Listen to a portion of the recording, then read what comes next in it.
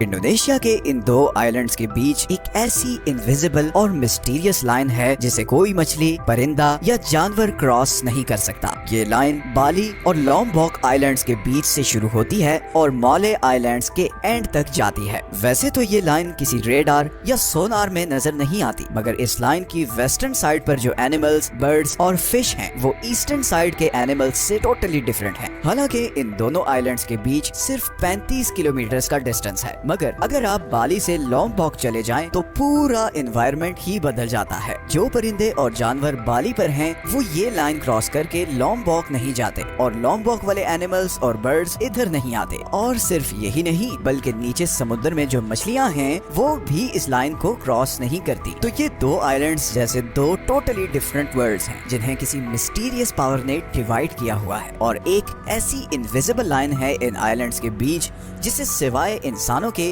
और कोई क्रॉस नहीं कर सकता। इस लाइन को कहते हैं वॉलेस लाइन, और ये आज से करीबन 150 साल पहले अल्फ्रेड रसल वॉलेस नाम के एक ब्रिटिश एक्सप्लोरर ने डिस्कवर की थी। आप में से जिन लोगों ने स्कूल में बायोलॉजी पढ़ी है, वो रसल वॉलेस को नेचुरल सिलेक्शन के कॉन्सेप्ट की वजह से जरूर जानते होंगे। अब अल्फ्रेड रसल की भी बड़ी ही इंटरेस्टिंग स्टोरी है। वो 1823 में इंग्लैंड के एक गरीब घर में पैदा हुआ। वॉलेस के फादर एक कार्टोग्राफर थे, मतलब वो मैप्स बनाते थे, और इसलिए वो डिफरेंट जगहों पर ट्रैवल भी करते थे। वॉलेस को पढ़ने लिखने का बहुत शौक था, मगर गरीबी की वजह से बहुत छोटी उम्र में ही उसे अपनी एजुकेशन छोड़ के अपने फादर के बिजनेस में आना पड़ा। और उसकी लाइफ का यही डिसीजन एक दिन पूरी दुनिया में उसे मशहूर करने वाला था। अपने फादर के साथ डिफरेंट जगहों पर ट्रैवल करके वॉलेस को ज्योग्राफी और वाइल्ड लाइफ में बहुत ज्यादा इंटरेस्ट हो चुका था। वो जिस भी नई जगह जाता, वहाँ के कुछ पेड़, पौधे और इंसेक्ट्स अपने साथ ले आता। इसी शौक में 1854 में वॉलेस अपने चंद साथियों के साथ इन मॉले आइलैंड्स के सफर पर निकला। वो पहले इधर सिंगापुर आया, फिर यहाँ से वो इंडोनेशिया गया और अच्छी तरह घूमा, और फिर आखिर में वो यहाँ बाली आइलैंड आया। वॉलेस को बाली और उसकी वाइल्ड लाइफ बहुत पसंद आई। वो वहाँ के एनिमल्स और प्लांट्स को डिटेल में एग्जामिन करने लगा। उसे वहाँ बहुत से टाइगर्स, राइनोस, एलिफेंट्स और बहुत से परिंदे जैसे वुडपेकर और पैरट्स वगैरह नजर आए। वो जो कुछ देख रहा था उसे अपनी डायरी में नोट करता गया। फिर उसने अपनी बोट पकड़ी और 35 किलोमीटर दूर लॉम्बॉक आइलैंड्स में चला गया। लेकिन यहाँ पर पहुंचकर वो बिल्कुल हैरान रह गया। यहाँ पर टोटली डिफरेंट जानवर और परिंदे थे। यहाँ पर कोमोडो ड्रैगन, कैंगरूज, कोआलास और बहुत से ऐसे जानवर और परिंदे थे जो सिंगापुर, इंडोनेशिया या बाली में नहीं थे। वॉलेस और उसके साथी बहुत हैरान थे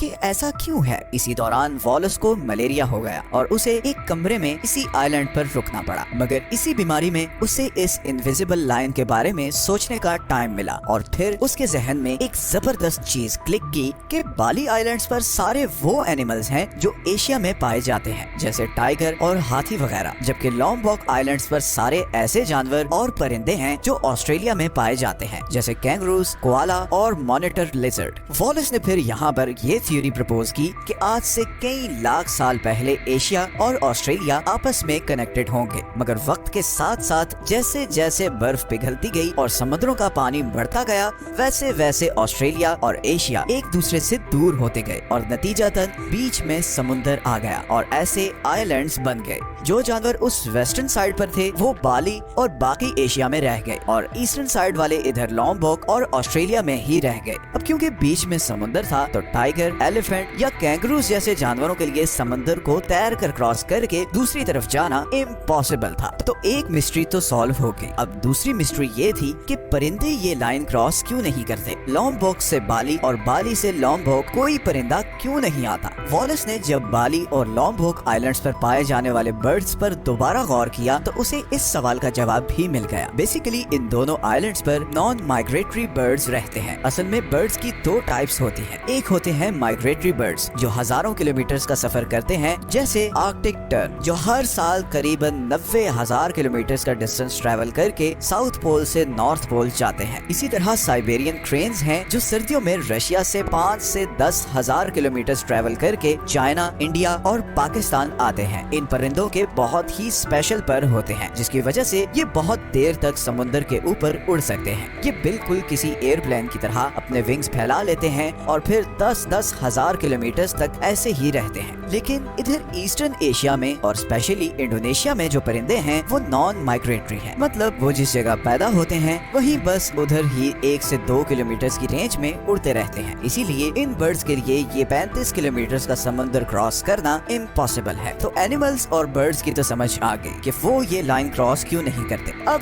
बाकी रह जाती हैं फिश या दूसरे समुद्री जानवर। फिश के लिए ये लाइन क्रॉस करनी क्यों मुश्किल है, ये बात वॉलेस को भी समझ नहीं आई, क्योंकि उस वक्त प्लेट टेक्टोनिक्स का कॉन्सेप्ट डिस्कवर नहीं हुआ था। आज के मॉडर्न टाइम्स में तो हम सब जानते हैं कि हमारा ये प्लेनेट स्टैटिक नहीं बल्कि डायनामिक है। ऊपर से स्मूथ नजर आने वाली इस जमीन के अंदर बहुत सी मूवमेंट्स हो रही होती हैं। हमारी जमीन की सरफेस के नीचे बहुत सी प्लेट्स हैं जो आपस में टकराती हैं, जिसकी वजह से हमारे प्लेनेट पर बहुत सी चेंजेस होती हैं। जैसे आज हम ये जानते हैं कि तकरीबन 335 मिलियन ईयर्स पहले हमारे सारे कॉन्टिनेंट्स इकट्ठे थे और हमारी जमीन में बस एक ही कॉन्टिनेंट था जिसे पैंजिया कहा जाता है। फिर टेक्टोनिक प्लेट्स की मूवमेंट की वजह से अगले कई करोड़ों सालों में ये सारा कॉन्टिनेंट टूटकर डिफरेंट कॉन्टिनेंट्स में डिवाइड होता गया। जैसे 45 मिलियन ईयर्स पहले आज जिसे हम इंडियन सब कॉन्टिनेंट कहते हैं वो ऑस्ट्रेलिया का हिस्सा था और टेक्टोनिक प्लेट्स की वजह से वो यहाँ से टूटकर ऊपर यूरेशियन प्लेट से जाकर मिल गया। इस टकराव के नतीजे में दोनों प्लेट्स की जमीन ऊपर उठकर फोल्ड हो गई और दुनिया की सबसे बड़ी माउंटेन रेंज वजूद में आई जिसे आज हम हिमालयास कहते हैं। ये जो प्लेट्स के जॉइनिंग पॉइंट्स होते हैं ये बहुत वॉलेटाइल होते हैं और ज्यादातर अर्थक्वेक्स यहीं से ओरिजिनेट होते हैं। इसीलिए साउथ एशिया में आने वाले ज्यादातर अर्थक्वेक्स हिमालयास हिंदुकुश रेंज में ओरिजिनेट होते हैं। इसी तरह ये मलेशिया, सिंगापुर और इंडोनेशिया का सारा एरिया भी एक बहुत बड़े टेक्टोनिक शिफ्ट का शिकार हुआ था, जिसकी वजह से यहाँ बहुत सी वोल्केनिक इरप्शंस होती रहती हैं और इसीलिए इन आइलैंड्स के बीच जो समुद्र का हिस्सा है वहाँ पर वाटर करंट इतना तेज है कि किसी भी फिश के लिए उसे क्रॉस करना बहुत मुश्किल है। इसीलिए सिर्फ 35 किलोमीटर दूर होने के बावजूद ये कोमोडो ड्रैगन्स तैर के बाली आइलैंड्स तक नहीं जा सकते और ना उधर से कोई फिश इस आइलैंड तक आ सकती है। तो ये टेक्टोनिक प्लेट शिफ्ट्स ही सबसे बड़ी वजह है इस इनविजिबल लाइन की। गो के ये थ्योरी वॉलेस की डेथ के बहुत साल बाद आई थी, मगर देखा जाए तो उसका 150 साल पहले निकाला गया कंक्लूजन बिल्कुल ठीक था। हमारी दुनिया में ऐसी और भी बहुत सी इंटरेस्टिंग और मिस्टीरियस जगह हैं। अगर आपको हमारी वीडियोस अच्छी लग रही हैं तो चैनल को सब्सक्राइब जरूर कर दें। मिलते हैं नेक्स्ट वीडियो में एक और इंटरेस्टिंग टॉपिक के साथ।